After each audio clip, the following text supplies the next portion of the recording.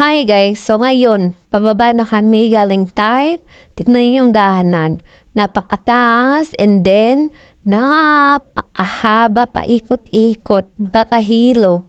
Ganyan yung dahanan dito papuntang Thai guys. Pababa na kami. May video rin ako nung pataas kami. I-upload ko sa next upload ko. Ayan, dito guys, hilong-hilo ako at saka ayaw ko sana tumingin dun sa ilalim kasi feel ko pa mahuhulog ako. Pero as in, napaba, wala ito sa Pilipinas.